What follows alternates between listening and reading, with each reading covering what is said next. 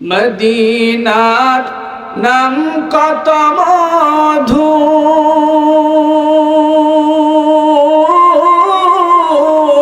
Medina আর যে কত দূর। ওই মদিনার পথের ধুলি আমি, ওই মদিনার পথের ধুলি আমি মাখতে পারলাম না। মদিনা যাইতে পারলাম না, মদিনা দেখতে পারলাম না। রোম সম্রাট হিরাক্লিয়াস তিনি বারবার শুনে আসছেন মক্কায় একজন দিনের নবী আসছে, যার নাম হলো মুহাম্মদ। মুহাম্মদ কালেমার দাওয়াত দেয়, ইসলামের দাওয়াত দেয়। রোম সম্রাট হিরাক্লিয়াস থেকে বারবার এই সংবাদ তিনি শুনতে পান, কিন্তু তার মনে একবার কৌতূহল জাগলো, কি ব্যাপার? বারবার শুধু শুনি মক্কায় একজন দিনের নবী মুহাম্মদ এসেছে, কিন্তু এই মুহাম্মদের চরিত্র কেমন, এই মুহাম্মদের কথাবার্তা কেমন, ব্যবহার কেমন, এটা তো আমি বাদশাহ জানি না। তার প্রতি ঈমান আনবো না ঈমান আনবো না, এটা আমি কি করে সিদ্ধান্ত নিতে পারি? এই জন্য তিনি ঘোষণা করে দিলেন, আমার এই রাজ্যে যদি মক্কার কোনো লোক বসবাস করে থাকে, তাকে তোমরা আমার রাজ দরবারে নিয়ে আসো। আমি তাদের কাছ থেকে জানতে চাই মক্কায় আসা ওই দিনে নবী মুহাম্মদের চরিত্র কেমন। এই সংবাদ যখন রোম সম্রাট হিরাক্লিয়াস দিয়ে দিয়েছে, দেওয়ার পরে একদল মক্কাবাসী রোম সম্রাটের রাজ দরবারে নিয়ে আসা হলো। আসার পরে সেই জায়গায় একজন ব্যক্তি ছিল, মক্কার অন্যতম লিডার আবু সুফিয়ান। আওয়াজ দা বলুন, নাম কি? আবু সুফিয়ান সেই রোম সম্রাট হিরাক্লিয়াসের রাজ দরবারে মক্কাবাসী যারা এসেছে তাদের মধ্যে অন্যতম ব্যক্তি ছিলেন। তিনি যখন সেই জায়গায় লিডার ছিলেন, রোম সম্রাট হিরাক্লিয়াস আবু সুফিয়ানকে ডাক দিয়ে জিজ্ঞাসা করে, আবু সুফিয়ান বলো, আমি শুনেছি মক্কায় নাকি একজন নবী এসেছে, এই নবী সম্পর্কে আবু সুফিয়ান তুমি কি জানো? এটা তোমার কাছে জানতে চাই। আবু সুফিয়ান যদিও জানে দিনের নবী মুহাম্মদের চরিত্র ভালো, আবু সুফিয়ান যদিও জানে দিনের নবী মুহাম্মদ কোনোদিন মিথ্যা কথা বলে নাই, আমানতের খেয়ানত করে নাই, কাউকে কষ্ট দেয় নাই, কারো সম্পদ চুরি করে নাই, কারো ক্ষতি করে নাই, সব কিছু গুণাবলী কিন্তু আবু সুফিয়ান জানে।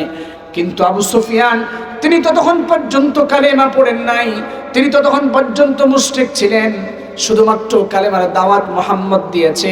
এই জন্য আবু সুফিয়ান রাসূল সম্পর্কে সব ভালো গুণাবলী জানার পরেও আবু সুফিয়ান ওই রোম সম্রাটের সামনে রাসূলকে মিথ্যা প্রতিপন্ন করবার চেষ্টা করেছে। নাউজুবিল্লাহ। আবু সুফিয়ান জানে যে যার সম্পর্কে রোম সম্রাট হিরাক্লিয়াস জানতে চেয়েছে, ওই দিনে নবী মুহাম্মদ কোনোদিন মিথ্যা কথা বলে নাই, আমানতের খেয়ানত করে নাই, কাউকে কষ্ট দেয় নাই, তার বিশ্বস্ততার কারণে মক্কাবাসী রাসূলকে আল আমিন উপাধি দিয়েছিল। সব জানার পরেও যেহেতু মুহাম্মদ এমন একটা ধর্মের দাওয়াত দেয় যেই ধর্ম আবু সুফিয়ানের বিরুদ্ধে ছিল, শুধুমাত্র এই কারণে আবু সুফিয়ান সেই দিন রোম সম্রাটের সামনে রাসূলকে মিথ্যা প্রতিপন্ন করার জন্য এই মেরাজের ঘটনা উল্লেখ করেছে। প্রিয় ভাইরা আমার, আবু সুফিয়ান সেদিন রোম সম্রাটের সামনে দাঁড়িয়ে তিনি রোম সম্রাটকে লক্ষ্য করে বললেন, বাদশাহ, আপনি যে ব্যক্তি সম্পর্কে জানতে চেয়েছেন আমি তার ব্যাপারে বেশি কিছু বলবো না, আমি শুধু তার সম্পর্কে একটা কথা বলবো, একটা সংবাদ দিব, এই একটা কথার মাধ্যমে আপনি তাকে অনুমান করতে পারবেন। এবার রোম সম্রাট বলে, আবু সুফিয়ান কি সংবাদ দিতে চাও, কি বলতে চাও বলো। আবু সুফিয়ান ডাকতে বলে, বাদশাহ, কিছুদিন আগে শুনতে পেলাম এই দিনে নবী মুহাম্মদ সে দাবি করছে এক রাতের মধ্যে বাইতুল্লাহ থেকে বাইতুল মুকাদ্দাস সফর করেছে, আবার বাইতুল মুকাদ্দাস থেকে সে নাকি আরশ আজিম পর্যন্ত সফর করেছে। ও বাদশাহ, আপনার কি বিশ্বাস হয় এক রাতের মধ্যে বাইতুল্লাহ থেকে বাইতুল মুকাদ্দাস যাওয়া, আবার বাইতুল মুকাদ্দাস থেকে আরশ আজিম পর্যন্ত সফর করে আবার ওই রাতের মধ্যে মক্কায় ফিরে আসা, এটা কোনোদিন বিশ্বাস হতে পারে না। আপনি কি বলুন, আপনার কি বিশ্বাস হয় কিনা? এই কথা বলে তিনি বোঝানোর চেষ্টা করছেন, এমন কথাই মুহাম্মদ বলে এটা কোনোদিন বিশ্বাসযোগ্য না, তাহলে বাদশা বুঝেন সে কেমন মিথ্যাবাদী। নাউজুবিল্লাহ। প্রিয় ভাইরা আমার, এই কথা তিনি যখন বললেন, বিশ্বনবীকে যেই মাত্র মিথ্যা প্রতিপন্ন, মিথ্যা সাব্যস্ত করবেন, সেই সময় রোম সম্রাটের রাজ দরবারে একজন পণ্ডিত ছিলেন, একজন ধর্মীয় একজন আলেম ছিলেন, যে আলেমের নাম হলো ইলিয়া। যে আলেম বাইতুল মুকাদ্দাসের প্রধান ধর্মগুরু ছিলেন। এই ইলিয়া সঙ্গে সঙ্গে আবু সুফিয়ানকে ডাক দেয়, বলে আবু সুফিয়ান, খবরদার, তুমি যেই কথা বলতেছো আর সামনের দিকে বাড়াবা না, তুমি যেই কথা বলতেছো ওই কথা ওখানে বন্ধ করো।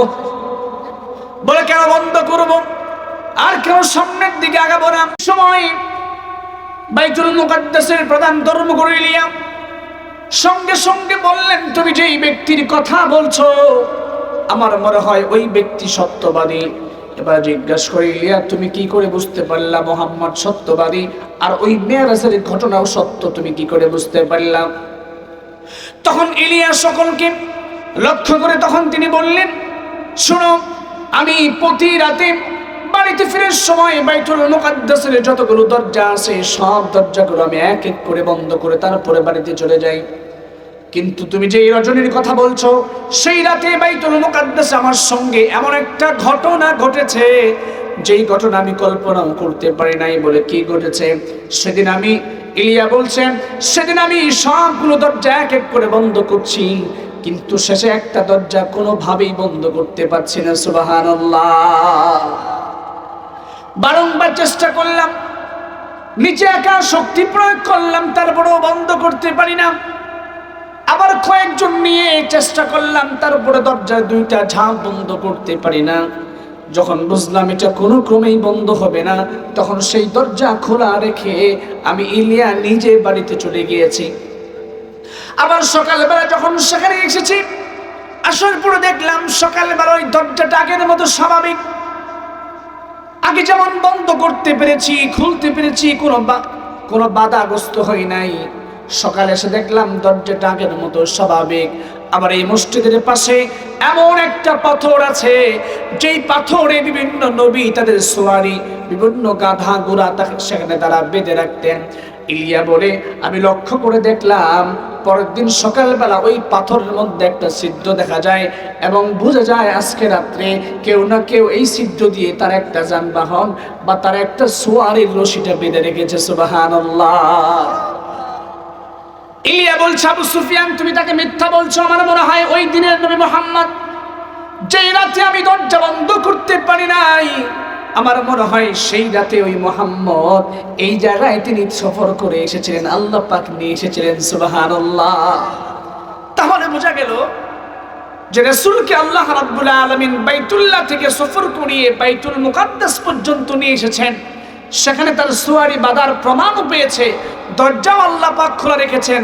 তার মানে রাসূলকে স্বপ্ন যুগে মেরাজ করেছেন নাকি সশরীরে মেরাজ করেছেন? বুঝেন নাই মনে হয় কথাটা? আল্লাহ রাব্বুল আলামিন রাসূলকে সশরীরে মেরাজ করেছেন, স্বপ্ন যুগে মেরাজ তিনি করেন না। প্রিয় ভাইয়েরা আমার, তাহলে এবার আসেন এই মেরাজ কিভাবে হলো? আল্লাহ রাব্বুল আলামিন এই মেরাজটা কখন তিনি ঘটালেন? বিশ্বনবী জনাব মুহাম্মদুর রাসূলুল্লাহ পৃথিবীতে আগমন করেছেন এতিম হয়ে। আওয়াজ দা বলুন, কি হয়ে? এতিম। এতিম বুঝি আমরা? আমি আপনি তো মনে করি যে বাপ মাও না থাকলে এতিম। অনেক মানুষকে দেখি যারা বড় হয়ে গেছে, বৃদ্ধ হয়ে গেছে, সন্তান হয়ে গেছে, তারাও বলে হুজুর আমি এতিম। অথচ এতিমের কিন্তু একটা সংজ্ঞা আছে। এতিম কাকে বলে মনে রাখবেন, ভালো করে খেয়াল করবেন। এতিম কাকে বলে? নাবালিগ অবস্থায় কোনো ব্যক্তির, কোনো সন্তানের যদি পিতা না থাকে তাহলে সে হলো এতিম। কি অবস্থায়? নাবালিগ অবস্থায় কোনো সন্তানের যদি পিতা না থাকে তাহলে সে কি? এতিম। বালেক হয়ে যাওয়ার পরে কারো বাবা না থাকলে সে এতিম। আল্লাহ বলছেন এতিমের মাথায় হাত বোলাও, বহু ফজিলত আছে। তাহলে এই যে যারা বড় হয়ে গেছি, বিয়ে শাদী করেছি, সংসার করেছি, বয়োবৃদ্ধ হয়ে গেছি, আমরা কি এতিম? আর আল্লাহ এবং তার রাসূলকে আমাদের মাথায় হাত বুলাইতে বলছেন না, বরং নাবালিগ অবস্থায় যদি কারো পিতা না থাকে তাহলে সে হলো এতিম। আর ওই এতিম যখন বালেগ হয়ে যায় তখন আর এতিম থাকে। প্রিয় ভাইয়েরা আমার, বিশ্বনবী জনাব মুহাম্মদুর রাসূলুল্লাহ সাল্লাল্লাহু আলাইহি ওয়াসাল্লাম তিনি জন্মগ্রহণ করেছেন পৃথিবীতে এতিম হয়ে। কারণ জন্মের পূর্বে রাসূলের বাবা ইন্তেকাল করেছে, মারা গেছে। আবার জন্মের 6 বছর পরে রাসূলের মাও দুনিয়া থেকে বিদায় হয়ে গেছে। বিশ্বনবী যখন তার মা মারা গেল, মা মারা যাওয়ার পর তার দাদা আব্দুল মুত্তালিব তার দায়িত্ব নিলেন। আব্দুল মুত্তালিবের দায়িত্ব থেকে রাসূল আস্তে আস্তে বড় হলেন। হঠাৎ করে আব্দুল মুত্তালিব খেয়াল করলেন তার শারীরিক অবস্থা খুব একটা ভালো না, অসুস্থ বোধ করছেন। তখন তিনি তার সন্তান আবু তালেবকে ডেকে বললেন, শোনো আবু তালেব, আমার এই নাতি মুহাম্মদ জন্মের পূর্বেই বাবা মারা গিয়েছে, জন্মের 6 বছরের মাথায় তার মা মারা গিয়েছে। আমি দায়িত্ব নিয়েছি দাদা আব্দুল মুত্তালিব, আমার শরীরটাও খুব একটা ভালো না, যে কোনো মুহূর্তে দুনিয়া থেকে বিদায় নিতে পারি। আবু তালেব বলো, আমার ইন্তেকালের পরে আমার এই নাতি মুহাম্মদের দায়িত্ব কি তুমি নিতে পারবা? এই কথা যখন বলেছে আবু তালেব বলছে, বাবা জান হ্যাঁ, অবশ্যই দায়িত্ব নিতে পারবো। আবু তালেব আবার বলছে, তুমি কি মুহাম্মদের দায়িত্ব ভালো করে পালন করতে পারবা? তখন আবু তালেব বলে, হ্যাঁ আব্বা জান, আমার এই ভাতিজা মুহাম্মদের দায়িত্ব আমি খুব ভালো করেই পালন করতে পারবো। এইভাবে আবু তালেবের দায়িত্ব থেকে বিশ্বনবী সাল্লাল্লাহু আলাইহি ওয়াসাল্লাম তিনি নবুয়ত পাওয়ার পর তিনি কালেমার দাওয়াত দিতেন, কোরআনের তিনি দাওয়াত দিতেন, কোরআন প্রচার করতেন। তিনি যখন ওই কালেমার দাওয়াত দেন, কালেমার দাওয়াত প্রচার করতে গিয়ে মুশরিকদের যে মূর্তি ছিল, লাত মানাত উজ্জা হুবাল দেবতা ছিল, তাদের বিরুদ্ধেও কথা চলে যেত। কারণ তিনি বলতেন, তোমরা এক আল্লাহর ইবাদত করো, তোমরা শুধু বলো লা ইলাহা ইল্লাল্লাহ তুফলিহুন, তোমরা বলো আল্লাহ ছাড়া কোনো মাবুদ নাই, একমাত্র মাবুদ হলেন আল্লাহ। অথচ মক্কার মুশরিকরা আল্লাহকেও যেমন মাবুদ মেনেছে, সেই সঙ্গে শিরিক করে তারা অনেকগুলো মূর্তি তৈরি করে, লাত মানাত উজ্জা হুবাল দেবতা এরকম অনেক 360টি মূর্তি তৈরি করে তারা আল্লাহর সঙ্গে এই সমস্ত মূর্তিগুলোকে শিরিক করে তারা মুশরিক হয়ে গেছে। রাসূল যখন তাদেরকে বলতেন, তোমরা কেবলমাত্র আল্লাহকে মানো, এই কথা বলার কারণে তারা লজ্জা বোধ করতেন। তারা মনে মনে ভাবতেন, মুহাম্মদ যেই কালেমার দাওয়াত দেয়, এই কালেমার দাওয়াত দেওয়ার কারণে আমাদের ধর্মের বিরুদ্ধে কথা বলে যায়, আমাদের বাপ-দাদাদেরকে গালমন্দ করে যায়, আমাদেরকেও তিনি গালমন্দ করে যান, আমরা এটা সহ্য করতে পারবো না, যে কোনো মুহূর্তেই মুহাম্মদকে আমাদের থামাতে হবে। এই কথাগুলো বলার পরে তারা সিদ্ধান্ত নিল, পরামর্শ বসে তারা চিন্তা করলো, এই মুহাম্মদকে যদি আমরা কিছু বলতে চাই, তাহলে মুহাম্মদের দায়িত্ব যিনি আছেন আবু তালেব, সে হলো মক্কার লিডার, তাহলে মক্কার সবচেয়ে বড় নেতার দায়িত্বে মুহাম্মদ আছে। কাজেই মুহাম্মদকে আগে কিছু বলা যাবে না, আগে আবু তালেবের সঙ্গে কথা বলে তারপরে মুহাম্মদকে বলতে হবে। এই জন্য মক্কার মুশরিকরা, কাফিররা সর্বপ্রথম তারা মামলা দায়ের করল আবু তালেবের কাছে।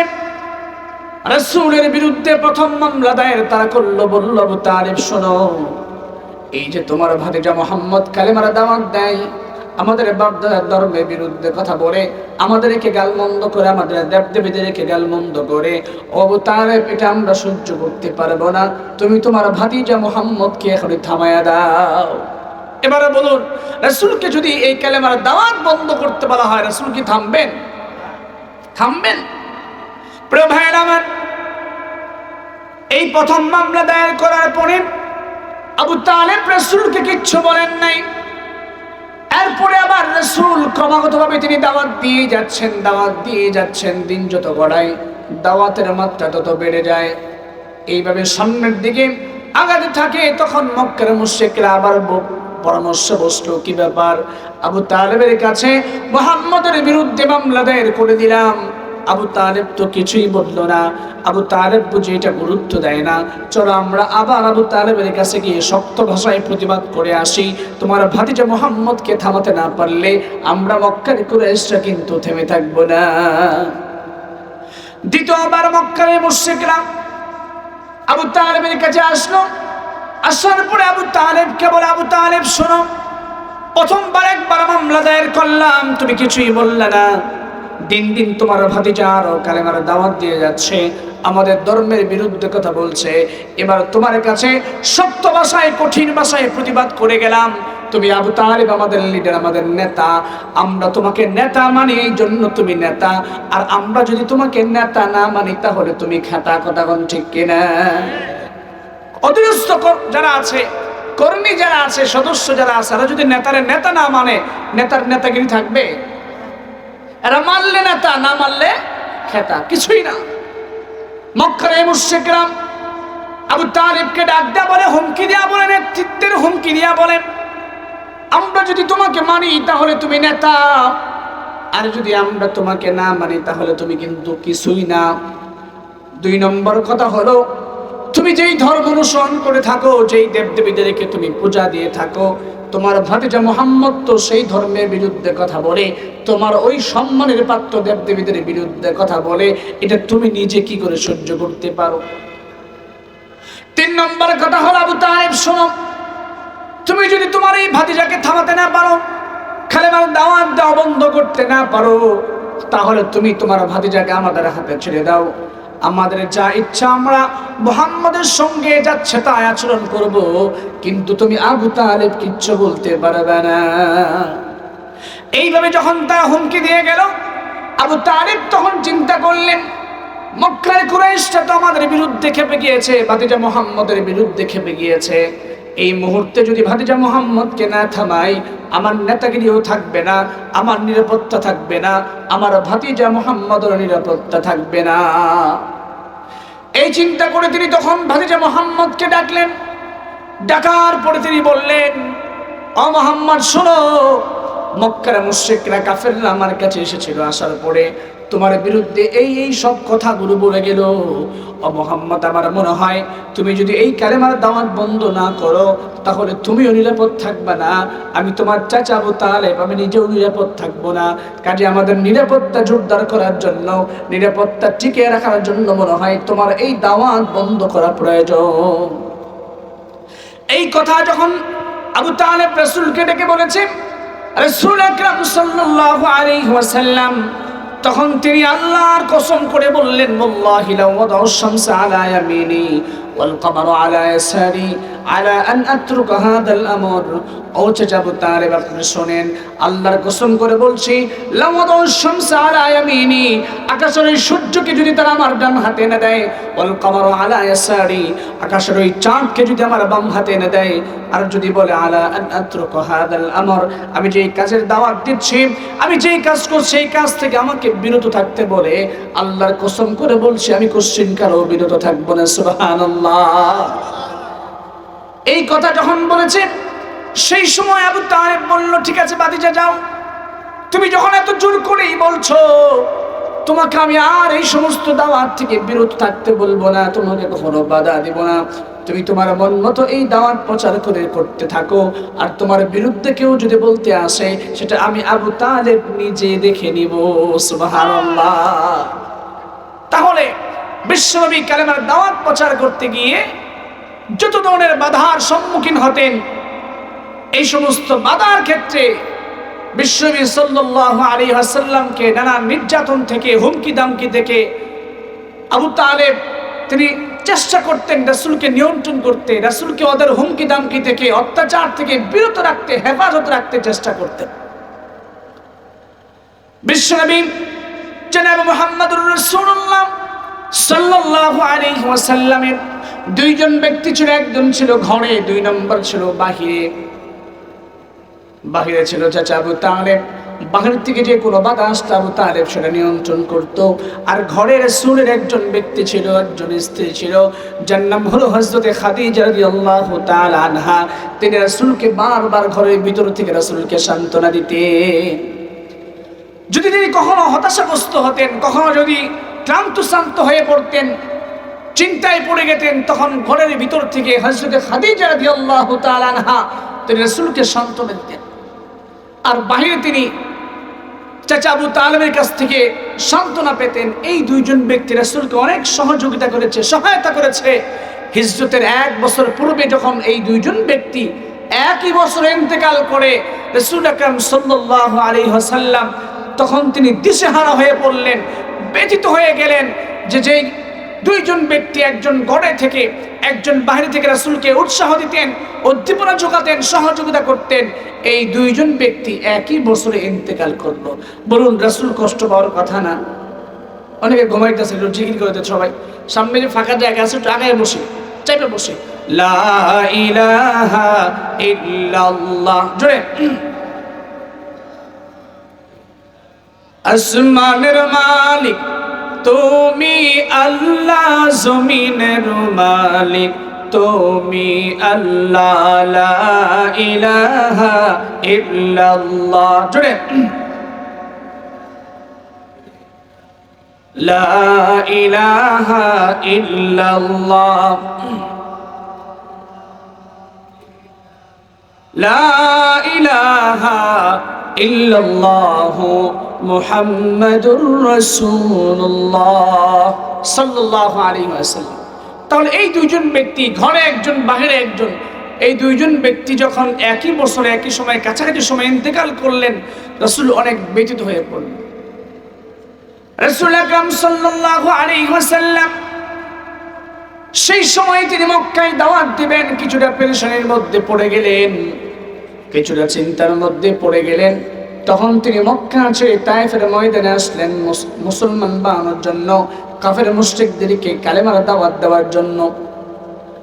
বিশ্বনবী চিন্তা করলেন, মক্কার মানুষ আমার কথাটা তেমন গ্রহণ করছে না, কিন্তু আমি যদি এই কালেমার দাওয়াত, এই কোরআনের দাওয়াত যদি আমি তায়েফবাসীদেরকে দেই, হয়তো তারা আমার এই কালেমার দাওয়াতটা গ্রহণ করবে। এই কথা চিন্তা করে রাসূল যখন তায়েফের ময়দানে চলে গেলেন, যাওয়ার পরে সেই জায়গার ঘটনা আমি আপনি কম বেশি অনেকেই জানি। সেই জায়গায় সাকিফ গোত্রের নেতারা রাসূল আকরাম সাল্লাল্লাহু আলাইহি ওয়াসাল্লামের দাওয়াত তারা প্রথমে গ্রহণ তো করেই নাই, উপরন্তু ওই এলাকার লম্পট যুবকদেরকে রাসূলের বিরুদ্ধে তারা লেলিয়ে দিয়েছে। কিভাবে কেমন লেলিয়ে দিয়েছে? ওই তায়েফবাসী লম্পট যুবকদেরকে রাসূলের বিরুদ্ধে লেলিয়ে দেওয়ার পর যুবকদেরকে বলে দিয়েছিল, তোমরা এই মুহাম্মদকে গালমন্দ করবা, মুহাম্মদকে তোমরা যতক্ষণ পর্যন্ত এই তায়েফ ছোট্ট ছোট্ট পাথর নিয়ে বিশ্বনবীর পিছন দিক থেকে তারা ঢেল ছুটতেন, যেই জায়গায় এই পাথরের আঘাত লাগতো সেই জায়গাটা জখম হয়ে সেখান থেকে ফুটা ফুটা করে রক্ত ঝরতে থাকতো। রাসূল আকরাম সাল্লাল্লাহু আলাইহি ওয়াসাল্লাম ক্লান্ত শান্ত শরীর নিয়ে তিনি যখন মাটির মধ্যে বসে যাইতেন, তখন এই তায়েফের এই লম্পট যুবকগুলো বিশ্বনবীকে দুই হাত ধরে উপরের দিকে উঠিয়ে খাড়া করে আবার বলতেন, সামনে চলো। বিশ্বনবী যখন ক্লান্ত শরীর নিয়ে আবার সামনে চলতেন, এই লম্পট যুবকগুলো পিছন দিক থেকে আবার পাথর দিয়ে নিক্ষেপ করত।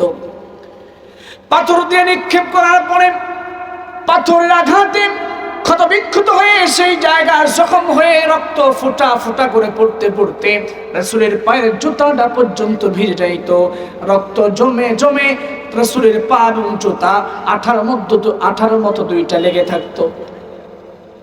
এই যে কষ্ট, বিশ্বনবী তখন এই আবার তায়েফ থেকে মক্কায় প্রবেশ করবেন, সেই সাহস তিনি করলেন না। কারণ মক্কায় যেই দুইজন ব্যক্তি তাকে সাহস যোগাতো, একজন ঘরের ভিতরে, একজন ঘরের বাহিরে, এই দুইজন তো ইন্তেকাল করেছে। এখন মক্কায় নিরাপত্তা কে দিবে? মক্কার নিরাপত্তার কাজ কে করবে? রাসূল এই পেরেশানি নিয়ে তিনি তায়েফেই রয়ে গেলেন, মক্কায় প্রবেশ করতে পারলেন না। কিন্তু এক পর্যায়ে মক্কার একজন নেতার আশ্বাসে বিশ্বনবী যখন তায়েফ থেকে মক্কায় ফিরলেন, তারপর রাসূলের মনে বারবার তিনি চিন্তায় পড়ে গেলেন। এই যে চিন্তা, টেনশন, পেরেশানি, এই সময় আল্লাহ রাব্বুল আলামিন রাসূলকে মেরাজ ঘটিয়েছেন। সুবহানাল্লাহ।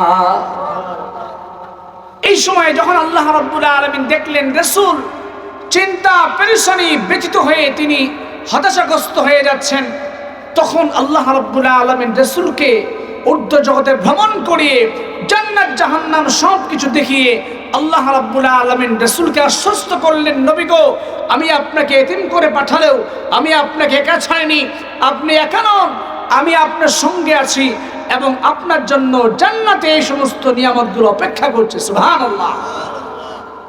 প্রিয় ভাইয়েরা আমার, তাহলে এই মেরাজ কিভাবে হলো সংক্ষিপ্ত আকারে বলি।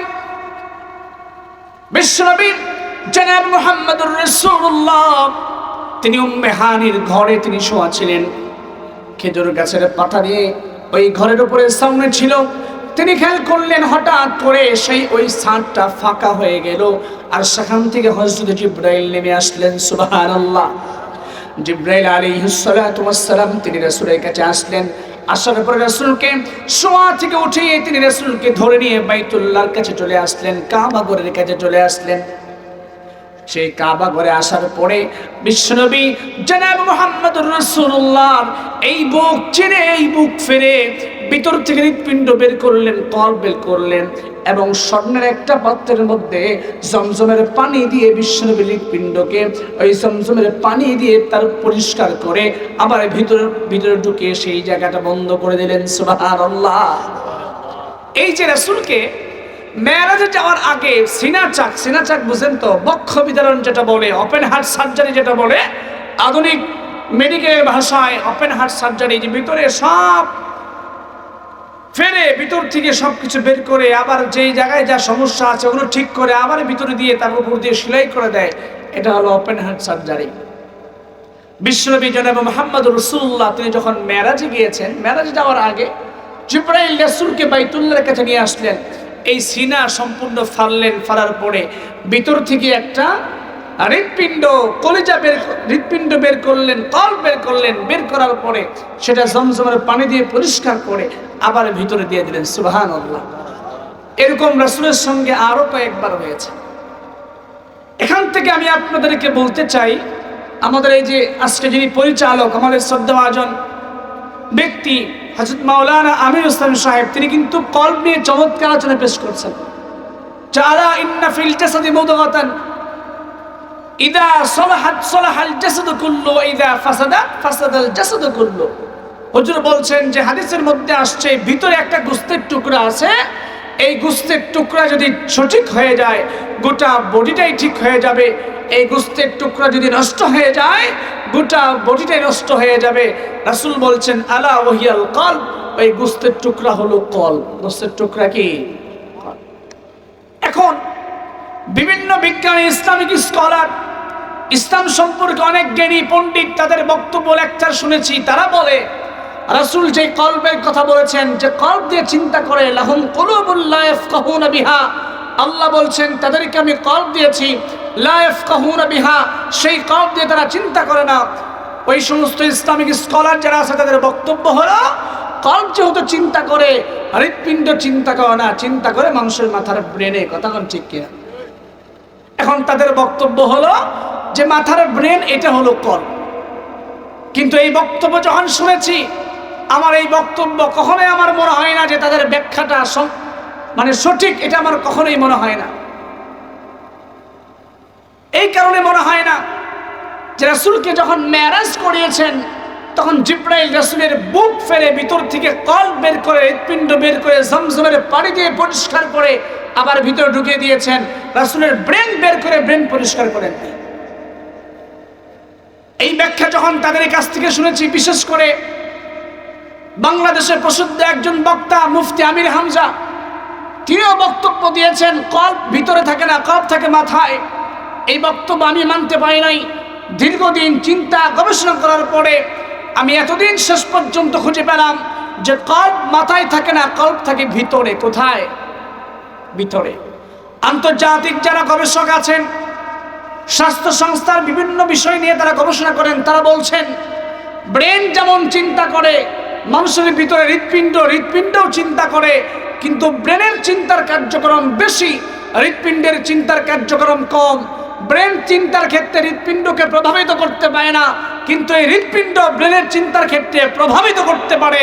তার মানে স্পষ্ট বক্তব্য এটাই, আধুনিক বিজ্ঞান থেকে যে ব্যাখ্যা পেয়েছি আর হাদিস থেকে যা বুঝেছি, মানুষের এই কলব সিনার মধ্যে থাকে, মাথার মধ্যে থাকে না। বুঝাইতে পারছি বিষয়?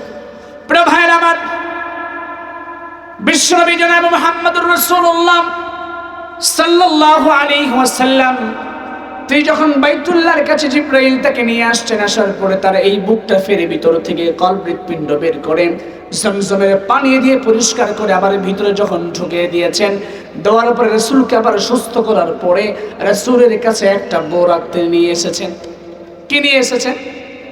ইসলামের বিভিন্ন পরিভাষা নিয়ে, বিশেষ করে ভারত উপমহাদেশে ইসলামকে অপমান করবার জন্য, কটাক্ষ করবার জন্য ইসলামের বিভিন্ন পরিভাষা, ইসলামী বিভিন্ন নিদর্শন নিয়ে মানুষ ব্যঙ্গ করে। কথা কোন ঠিক কিনা? যেমন আমি বলেছিলাম যে যারা মুসলিম দেশের প্রধান হবে তাদেরকে বলা হয় খলিফা। কি বলা হয়? আর আমার দেশে খলিফা বলতে কাকে চিনি? যে হাফ প্যান্ট পায়জামা বানায়, শার্ট বানায়, তাদেরকে খলিফা বলে। কথা কোন ঠিক কিনা? শুধু কি এ পর্যন্ত শেষ তা নয়, ইসলামী পরিভাষায় কাজী বলা হয় যিনি বিচারক থাকবেন, সুপ্রিম কোর্টের প্রধান বিচারপতি থাকবেন, তিনি হলেন কাজী, তিনি হলেন বিচারক। আর আমার বাংলাদেশে কাজী বলতে চিনি যে কাবিন করায়, প্রতি কাবিনে মানুষ তার সঙ্গে টাকা নিয়ে ঝগড়া করে। কথা কোন ঠিক কিনা? কাজীকে কেমন মূল্যায়ন করে, বলে আপনি কাবিন করবেন না, আমাদের হাতে বহু কাজী আছে, বলে কিনা? অথচ ইসলামের পরিভাষায় কাজী তাকেই বলা হয় যিনি সুপ্রিম কোর্টের প্রধান বিচারপতি হবেন, তিনি হবেন কাজী। শুধু তাই নয়, এই ভারত মহাদেশে ব্রিটিশরা যখন এই অঞ্চলে তারা আসে, এই যে আমার মাথায় যে পাগড়ি দেখতে পাচ্ছেন, মুসলমানদের একটা নিদর্শন, ইসলামী একটা নিদর্শন এই পাগড়ি। এই পাগড়িকে অপমান করবার জন্য, কটাক্ষ করবার জন্য নিম্ন শ্রেণীর ব্যক্তি যারা আছে মুসার, নিম্ন শ্রেণীর ব্যক্তি যারা আছে দারোয়ান, নিম্ন শ্রেণীর ব্যক্তি যারা আছে কুলি, এদেরকে তারা এই ধরনের লম্বা পাগড়ি পরাইয়া তারপরে ডিউটি করতে আদেশ করত।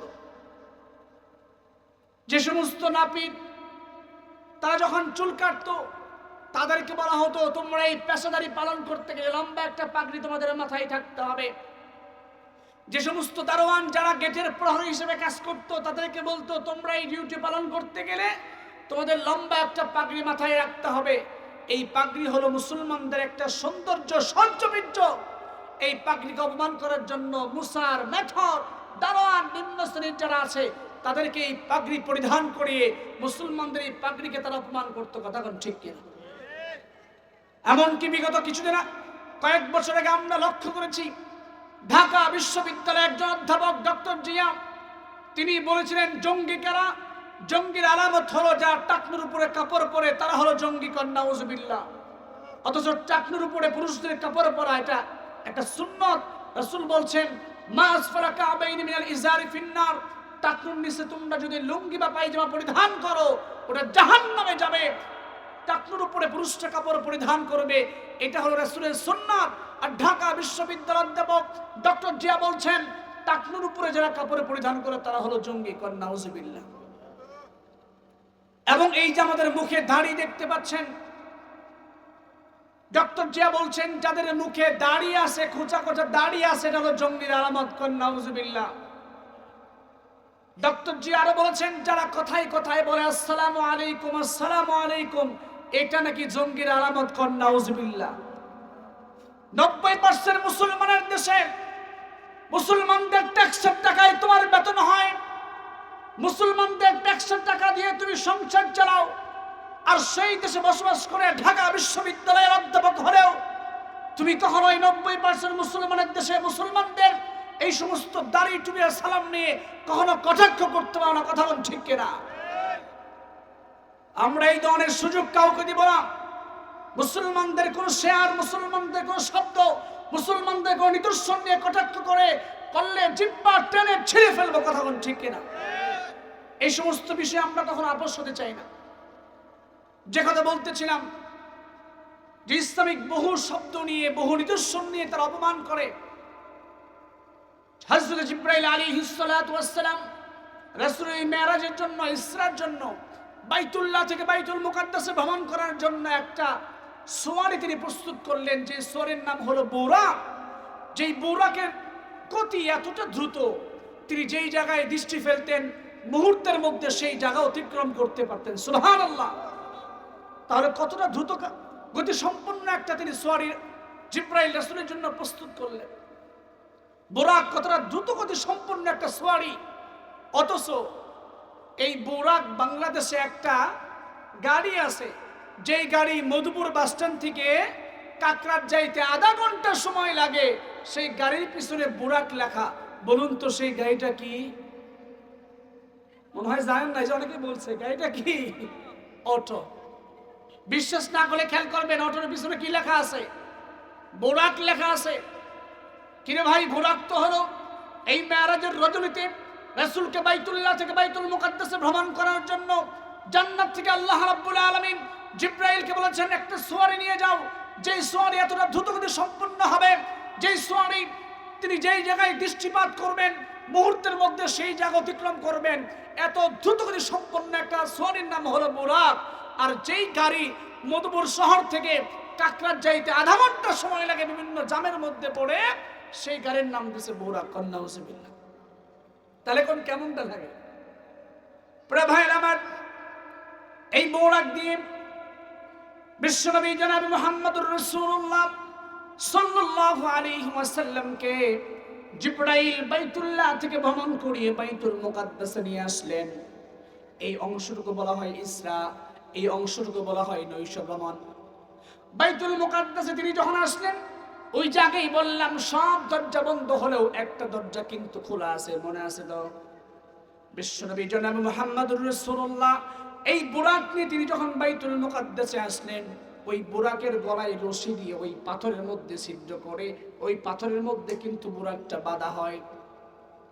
বিশ্বনবী যেই মাত্র তিনি বাইতুল মুকাদ্দাসের ভিতরে গেলেন, যাওয়ার পরে তিনি লক্ষ্য করলেন এই বাইতুল মুকাদ্দাসে আল্লাহ রাব্বুল আলামিন সব নবীদেরকে জমায়েত করেছেন। সুবহানাল্লাহ।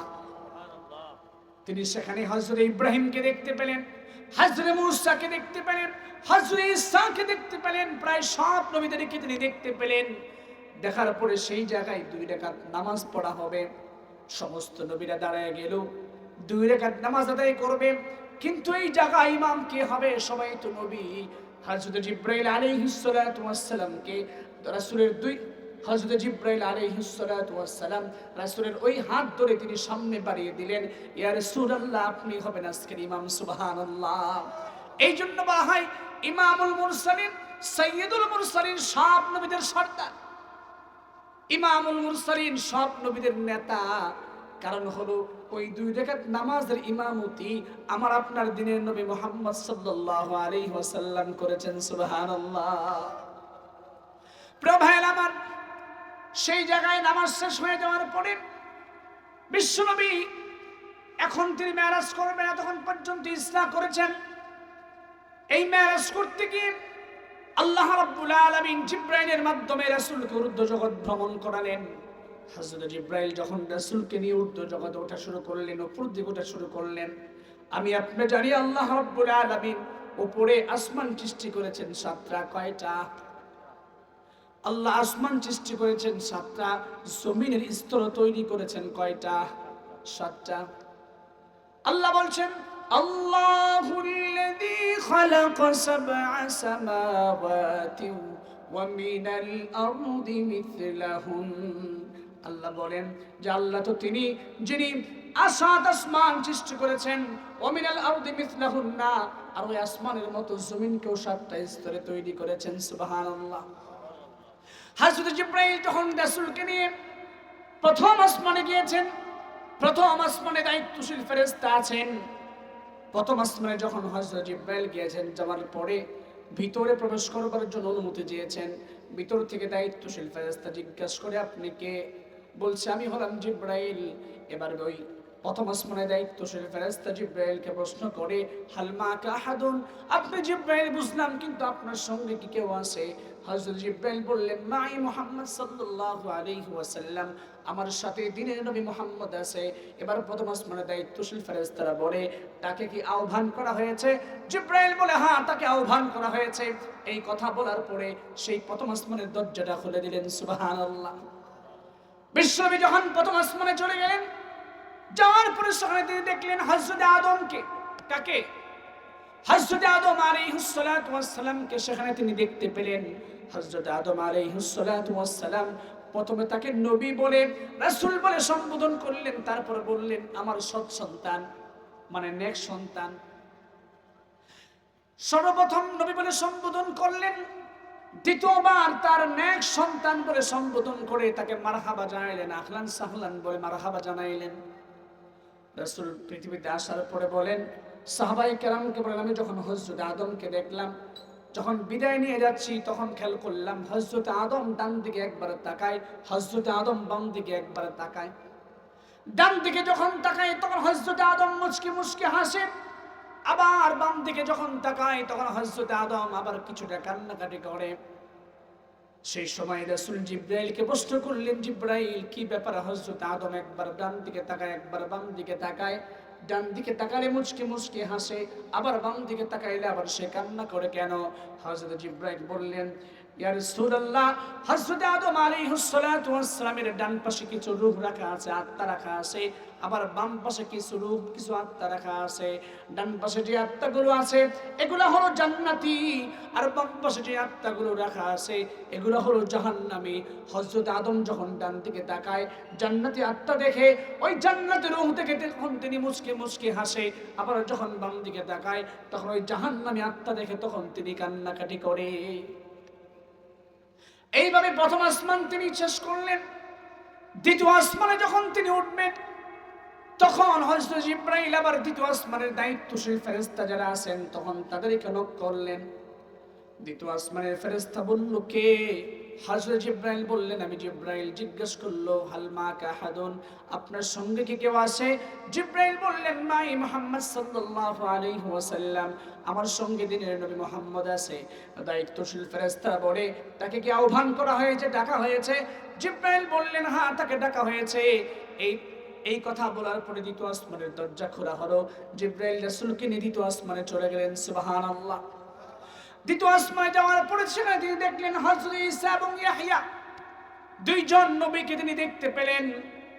এবার আমি আপনাদের জানাতে চাই, পৃথিবীর সেই শুরু থেকে নিয়ে শেষ পর্যন্ত যত নবী রাসূল আসছে, হযরত ঈসা আলাইহিস সালাতু ওয়াস সালাম কিন্তু ইন্তেকাল করেন নাই, দুনিয়াতে মওত গ্রহণ করেন নাই, বরং আল্লাহ রাব্বুল আলামিন হযরত ঈসাকে দুনিয়া থেকে জীবিত অবস্থায় আসমানে নিয়ে গেছেন। সুবহানাল্লাহ।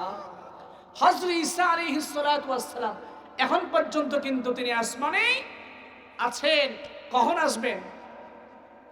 তিনি আসবেন ইমাম মাহদী যখন আসবে। হযরত ঈসা আলাইহিস সালাতু ওয়াস সালাম পৃথিবীতে তখন আসবেন যখন দাজ্জাল আসবে। দাজ্জাল আসার পরে যখন পৃথিবীতে ফিতনা ছড়াবে, হযরত ঈসা আলাইহিস সালাতু ওয়াস সালামকে আল্লাহ রাব্বুল আলামিন এই পৃথিবীতে পাঠাবেন, তার মাধ্যমে দাজ্জালকে হত্যা করবেন, দাজ্জালকে শেষ করবেন। এই দাজ্জালকে খতম করবার জন্য হযরত ঈসা নবী, তিনি যদিও আমাদের নবীর পূর্বে নবী ছিলেন, কিন্তু আবার পৃথিবীতে আমাদের নবীর উম্মত হয়ে আবার পৃথিবীতে আসবেন। সুবহানাল্লাহ। প্রিয় ভাইরা আমার, দ্বিতীয় আসমানে হযরত ঈসা এবং ইয়াহইয়া আলাইহিস সালাতু ওয়াস সালাম তাদের সাথে সাক্ষাৎ হলো। তারা আহলান সাহলান মারহাবান তারা জানালেন। এবার তৃতীয় আসমানে জিবরাইল রাসূলকে নিয়ে যাবেন। সেই জায়গায় দায়িত্বশীল ফেরেশতারা আবার একই কথা বললেন যে কে? হযরত জিবরাইল বললেন, আমি জিবরাইল। জিজ্ঞেস করলেন, তোমার কাছে তোমার সঙ্গে কি কেউ আছে? বলে, হ্যাঁ, মুহাম্মদ আছে। বলে, তাকে কি ডাকা হয়েছে? হ্যাঁ, ডাকা হয়েছে। এবার তৃতীয় আসমানের দরজাটা খুলে দেওয়া হলো। তৃতীয় আসমানের দরজা যখন খুলে দেওয়া হলো তখন রাসূলের সাথে সে আসমানে হযরত ইউসুফ নবীর সাক্ষাৎ হয়ে গেল। তৃতীয় আসমানের পরে যখন চতুর্থ আসমান খুলে দেওয়া হলো তখন চতুর্থ আসমান যখন খুলে দেওয়া হলো তখন হযরতে ইদ্রিস আলাইহিস সালাতু ওয়াস সালামের সাথে সাক্ষাৎ হয়ে গেল। পঞ্চম আসমান যখন খোলা হলো সেই জায়গায় হযরত হারুন আলাইহিস সালাতু ওয়াস সালামের সাথে সাক্ষাৎ হলো। ষষ্ঠ আসমান যখন খোলা হলো তখন হযরত মূসা আলাইহিস সালাতু ওয়াস সালামের সাথে সাক্ষাৎ হলো। সর্বশেষ সপ্তম আসমান যখন খোলা হলো সেখানে হযরত ইব্রাহিম আলাইহিস সালাতু ওয়াস সালামের সাথে সাক্ষাৎ হলো। সুবহানাল্লাহ। হযরত ইব্রাহিম আলাইহিস সালাতু ওয়াস সালাম তখন তিনি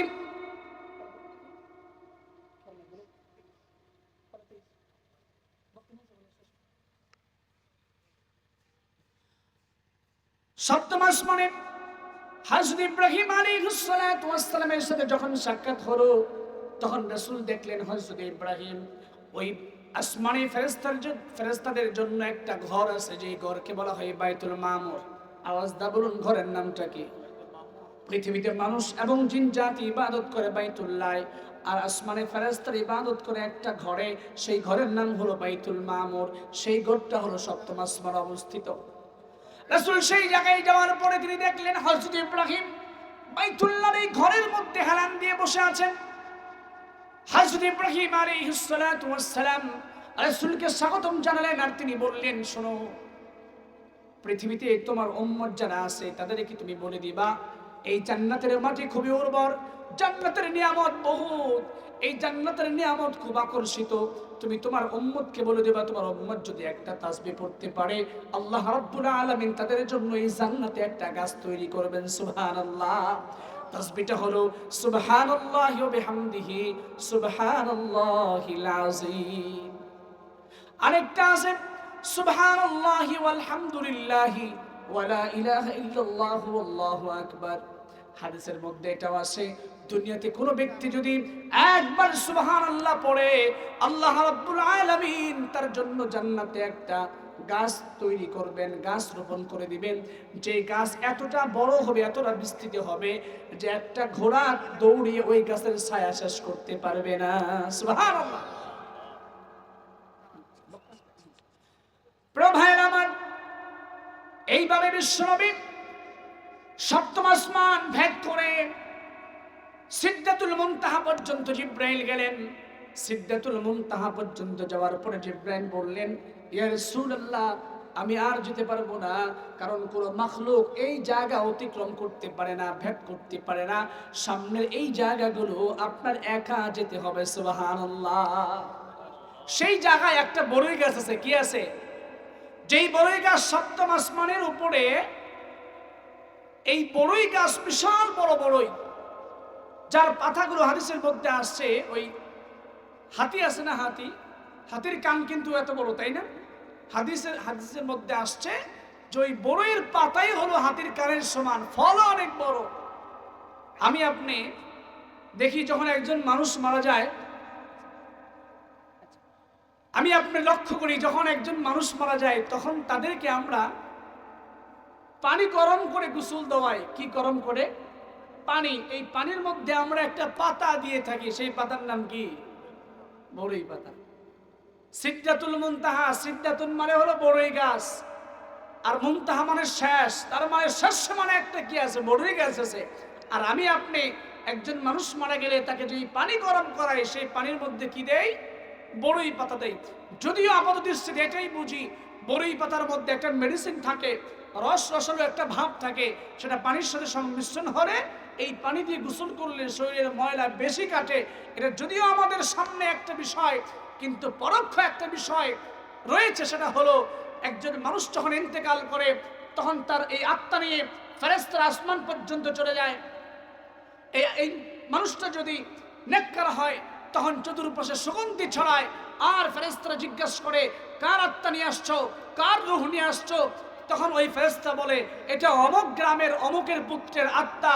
যদি এই আত্মা ভালো হয়, লোকটা যদি নামাজি থাকে, তখন তাকে স্বাগতম জানায়। আসমান পর্যন্ত যাওয়ার পরে আসমানের দরজাগুলো খোলা হয়। আর ওই ব্যক্তি যদি বেনামাজি থাকে, সামনে রোজা আসতেছে, বেরোজাদার থাকে, তখন আসমানের দরজা খোলা হয় না। ওই আসমান থেকে এমন জোরে নিক্ষেপ করা হয় সে আত্মাকে। 7 ভাগ জমিনের নিচে একটা জায়গা আছে, যে জায়গাকে বলা হয় সিজ্জিন, যেখানে বদকার আত্মা থাকে, যেখানে আগুন আছে, যেখানে জাহান্নামের মতো আগুন দাউ দাউ করে জ্বলছে। আগ্নেয়গিরি লক্ষ্য করলে বুঝতে পারবেন সেই জায়গায় তার আত্মা চলে যায়।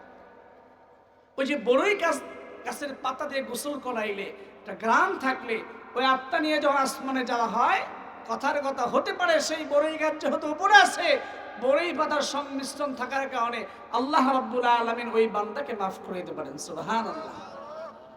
প্রিয় ভাইরা আমার, আল্লাহ রাব্বুল আলামিন বিশ্বনবীকে মেরাজ করিয়েছেন, তিনি উপরে গিয়েছেন, আল্লাহর কাছে গিয়েছেন। যাওয়ার পরে সেই জায়গা থেকে আমার আপনার জন্য 3টা জিনিস নিয়ে আসছে। আওয়াজ দা বলুন কয়টা জিনিস? হুজুর চলে আসবে, সংক্ষিপ্ত আকারে বলি। 1 নাম্বার হলো 50 ওয়াক্ত নামাজ। কয় ওয়াক্ত? এই যে আজকে আমি আপনি 5 ওয়াক্ত নামাজ পড়ি, এই নামাজ কিন্তু সর্বপ্রথম 5 ওয়াক্ত নাজিল হয় নাই। এই নামাজ মেরাজের রজনীতে আল্লাহ রাব্বুল আলামিন রাসূলকে 50 ওয়াক্ত নামাজ দিয়েছিলেন। রাসূল যখন এই 50 ওয়াক্ত নামাজ পেয়ে খুশি হয়ে, খুশিতে আত্মহারা হয়ে তিনি যখন পৃথিবীতে আসবেন, 6ষ্ঠ আসমানে হযরত মূসা নবী, 6ষ্ঠ আসমানে হযরত মূসা নবী তিনি রাসূলকে বললেন, ইয়া রাসূলুল্লাহ, আল্লাহর সঙ্গে সাক্ষাৎ করতে গিয়েছিলেন, আল্লাহ আপনাকে কি দিয়েছে? রাসূল বলছেন, আল্লাহ আমাকে 50 ওয়াক্ত নামাজ দিয়েছে। এবার হযরত মূসা বললেন, আমার উম্মত এতটা শক্তিশালী ছিল, এতটা বীর বাহাদুর ছিল, তারা পাহাড় কেটে বাড়িঘর তৈরি করত। আমার উম্মত ইবাদত করতে পারে নাই। আপনার উম্মত হবে একেবারে দুর্বল, হায়াত পাবে কম, জীর্ণ শীর্ণ হবে। আপনার উম্মত 50 ওয়াক্ত নামাজ দিনে এবং রাতে পালন করতে পারবে না। আপনি আল্লাহর কাছে গিয়ে বলুন কিছু জন্য নামাজ কমিয়ে দেওয়া হয়। রাসূল যখন আল্লাহর কাছে গেলেন, যাওয়ার পরে যখন এই সমস্ত কথাগুলো বললেন যে আল্লাহ একটু কমায় দেন, নামাজ 50 ওয়াক্ত মনে হয় বেশি হয়ে গেছে, আল্লাহ 5 ওয়াক্ত কমায় দিলেন, হলো 45 ওয়াক্ত। রাসূল আবার আসলেন মেরাজের রজনীতে ফেরার পথে, মুসা নবী আবার বললেন ইয়া রাসূলুল্লাহ কমাইতে বলেছিলেন, আল্লাহ কতটুকু কমিয়েছে? বলে 5 ওয়াক্ত কমিয়ে 45 ওয়াক্ত দিয়েছে।